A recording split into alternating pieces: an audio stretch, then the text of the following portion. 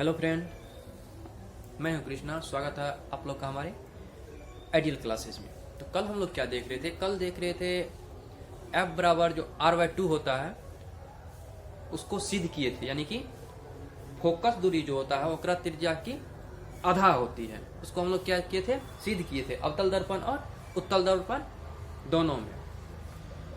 आज हम लोग क्या पढ़ने वाले हैं? आज पढ़ने वाले हैं अवतल द्वारा प्रतिबिंब प्राप्त करने के नियम, यानी कि अवतल द्वारा जो भी प्रतिबिंब बनेगा इसको कितने प्रकार से हम लोग प्राप्त कर सकते हैं।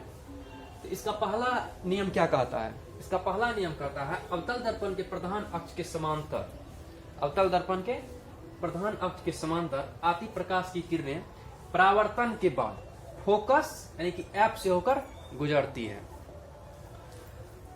हम लोग क्या बना लेते हैं? अवतल दर्पण का फिगर बना लेंगे। अवतल दर्पण का फिगर बना लेते हैं। ये क्या हो गया हमारा? अवतल दर्पण हो गया।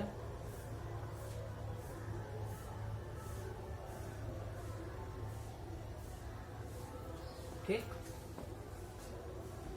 इसके सेंटर और पोल से जो गुजरेगी ये क्या होगी? मुख्य अक्ष। यहाँ क्या होगा? पोल। इसका कहीं कहीं क्या होगा? सेंटर होगा। इसको डिनोट कर लेते हैं एम और एम से। ठीक,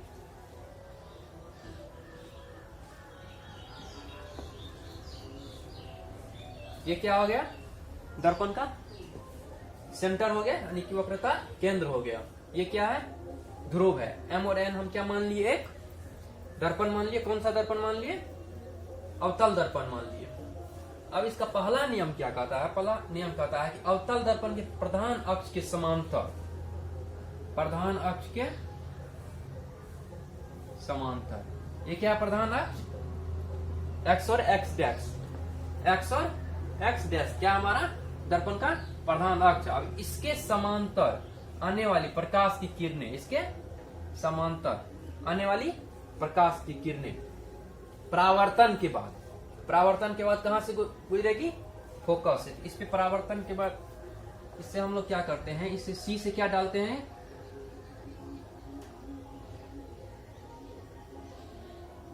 लंब डाल देते हैं। कहां पे? दर्पण पे।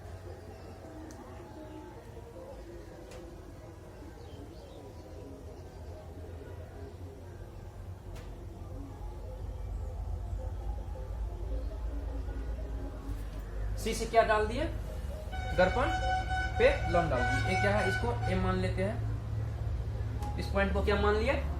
बी मान लिए। अब कहता है कि प्रधान अक्ष के समांतर आती हुई प्रकाश की किरणें परावर्तन के बाद, परावर्तन होगी। ये क्या? अभिलंब। इसके साथ क्या बनाएगी? ये एंगल ऑफ इंसिडेंट हो जाएगा, यानी कि आपतित कोण।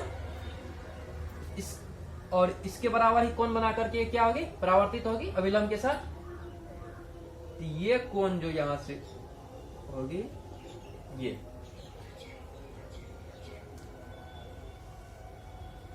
ठीक, ये आर हो जाएगा। ये जिस बिंदु से गुजरेगी, जिस बिंदु से गुजरेगी, कहां से गुजरेगी? यानी कि फोकस से गुजरेगी। यहाँ क्या होगा? फोकस। क्या कहता है कि अवतल दर्पण के प्रधान अक्ष के समांतर आती हुई प्रकाश की किरण, अवतल दर्पण के प्रधान अक्ष के समांतर आती हुई प्रकाश की किरण परावर्तन के बाद फोकस से होकर के ही गुजरेगी, फोकस से होकर के ही गुजरेगी। और मान लेते हैं इधर से भी एक क्या कहते हैं? इसके समानांतर गुजारते हैं। डी मान लेते हैं। ठीक, ये कहां से होकर के गुजरेगी? ये एफ से होकर के गुजरेगी। किससे होकर के गुजरेगी? एफ से होकर के गुजरेगी। यहां भी क्या होगा? यहां से अगर लंब डालेंगे, ये एंगल और ये एंगल बराबर, जितना ये एंगल लंब के साथ बनाएगी उतना ही एंगल ये क्या बनाएगी? परावर्तित कोण भी अभिलंब के साथ बनाएगी। ठीक है, अवतल दर्पण का पहला नियम ये कहता है। पहला नियम समझ गया, इसमें कोई दिक्कत? ठीक है, इसको नोट कर लो। उसके बाद दूसरा नियम पे आते हैं।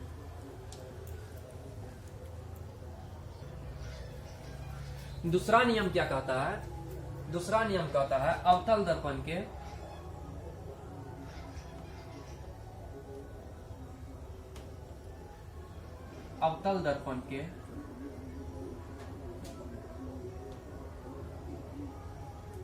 फोकस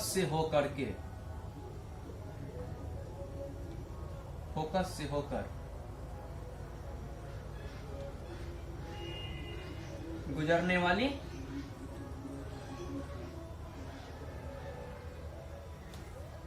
प्रकाश की किरणें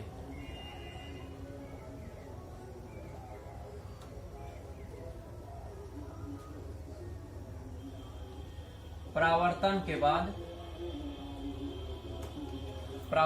बाद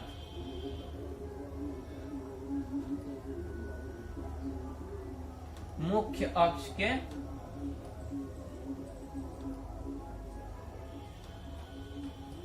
समांतर हो जाती है।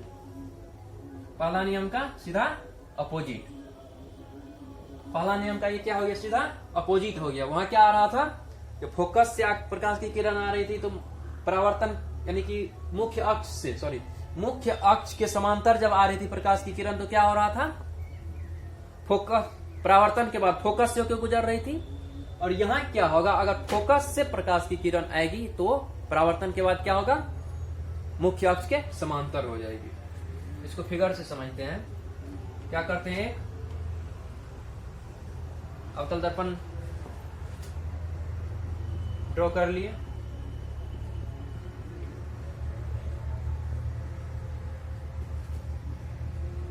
एम और एन, ठीक। ड्रॉ करने में कोई दिक्कत नहीं होनी चाहिए। अवतल दर्पण, इसका क्या होगा? कोई न कोई सेंटर होगा। और ये जानते हैं कि फोकस कहां होती है? सेंटर और ध्रुव के बीच में। सेंटर और ध्रुव के बीच में ये डिस्टेंस और ये डिस्टेंस क्या होगा? बराबर होगा। सिद्ध करके देखे थे ना। अब कहता है कि प्रकाश की किरण अगर फोकस से होकर के आएगी, किससे होकर के आएगी? फोकस से होकर के आएगी, तो परावर्तन के बाद क्या होगी? मुख्य अक्ष के समांतर हो जाएगी। मुख्य अक्ष के समांतर हो जाएगी। दूसरा नियम पहला नियम का सीधा विपरीत हो जाएगा।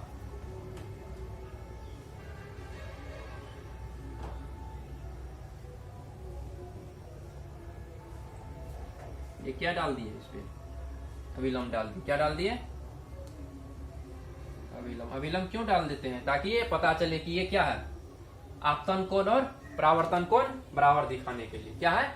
आपतन कोण और परावर्तन के बाद क्या होगा? आपतन कोण और परावर्तन कोण दोनों बराबर होता है। ठीक है। दूसरा नियम, अवतल दर्पण के फोकस से होकर के गुजरने वाली प्रकाश की किरण परावर्तन के बाद मुख्य अक्ष के समांतर हो जाती है। मुख्य अक्ष के समांतर हो जाती है। ये क्या हो गया? दूसरा नियम हो गया।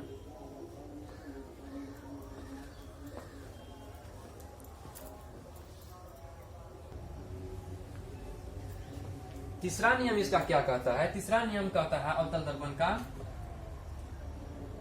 अवतल दर्पण के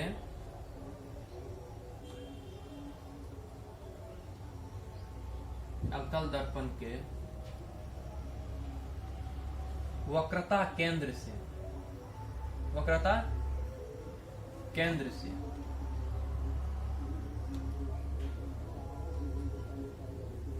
गुजरने वाली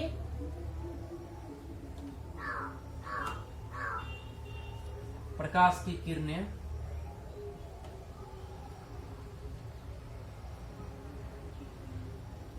पुनः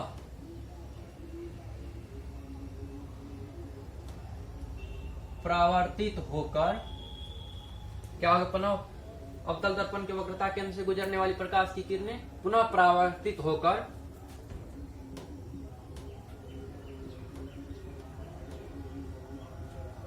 उसी दिशा में लौट जाएगी।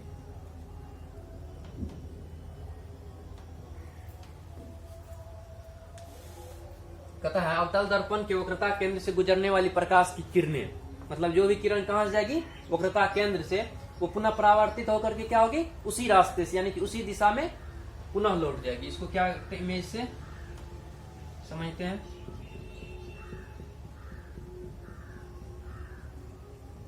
ठीक,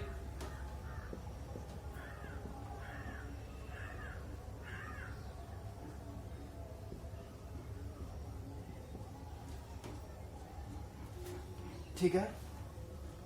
किधर से जाएगी? सी, यहां से ना प्रकाश की किरण किधर से पास करेगी? सी से। आपतित किरण सी से गई, कौन सी? ए और बी। ए और बी क्या है हमारा? आपतित किरण है। किससे होके गुजरी? अवतल दर्पण के वक्रता केंद्र से। अब यहां जो डालेंगे, अब देखो क्या पढ़े थे कि आपतित कोण और परावर्तित कोण क्या होता है? बराबर होता है। आपतित कोण और परावर्तित कोण क्या होता है? बराबर होता है। अगर इस दर्पण पे हम अभिलंब डालेंगे तो अभिलंब कहां से पड़ेगा? सी से, यानी कि केंद्र से। केंद्र और किसको मिलाएंगे? इसके सरकमफेरेंस, यानी कि जो भी सतह होगा, इसको, इसका दर्पण का सतह और इसके वक्रता केंद्र को मिलाएंगे तो ये क्या हो जाएगा? इसका अभिलंब। अभिलंब तो यही हो जाएगा ना। अभिलंब इसका क्या हो जाएगा? सी और बी। सी और बी अभिलंब हो जाएगा। सी और बी अभिलंब होगा और प्रकाश की किरण जा किधर से रही है? सी और बी से होकर गुजर रही है, तो अभिलंब और प्रकाश की किरण के बीच में कितना डिग्री का कोण बनता है? 0 डिग्री का। कितना डिग्री का बन रहा है? 0 डिग्री का बन रहा है। यही अभिलंब भी है और यही आपतित किरण भी है।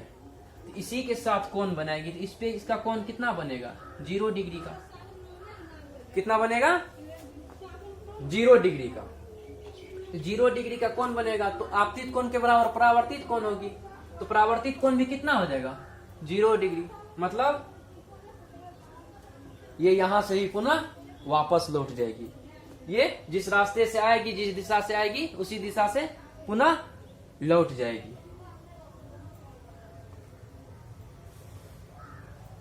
आपतित किरण ए और बी और परावर्तित किरण क्या हो जाएगा? बी और ए।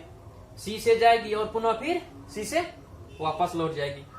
तो अवतल दर्पण का क्या है? तीसरा नियम क्या कहता है कि अवतल दर्पण वक्रता केंद्र से गुजरने वाली प्रकाश की किरण परावर्तन के बाद उसी दिशा में पुनः लौट जाएगी। उसी दिशा में पुनः लौट जाएगी।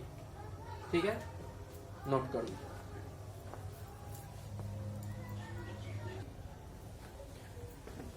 अब इसका चौथा नियम क्या कहता है? चौथा नियम कहता है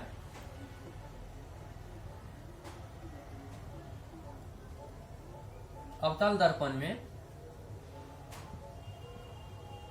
अवतल दर्पण में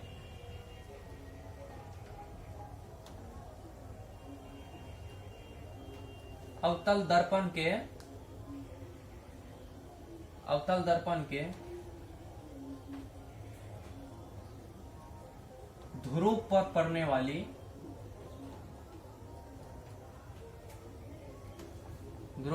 वाली प्रकाश की किरणें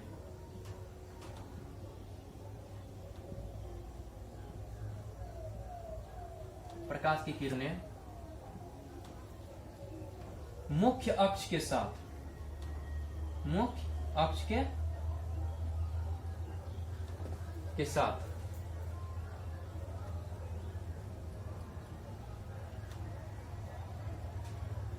समान कोण बनाते हुए परावर्तित होगी।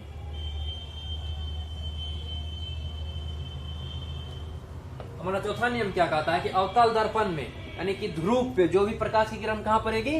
आपतित किरण जो होगी वो अगर डायरेक्ट ध्रुव पे पड़ रहा है, कहां पे? ध्रुव पे, तो मुख्य अक्ष के साथ समान कोण बनाते हुए, किसके समान? आपतित कोण के, यानी कि आपतित किरण जो कोण बना रही है मुख्य अक्ष के साथ उतना ही कोण बनाते हुए वापस परावर्तित हो जाएगी। इसको और बेहतर ढंग से फिगर से समझते हैं। ये हमारा है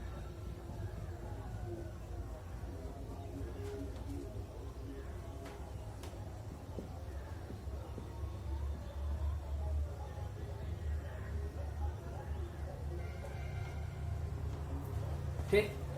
ध्रुव कहाँ है इसका? यहाँ पे। ये क्या है इसका? ध्रुव है।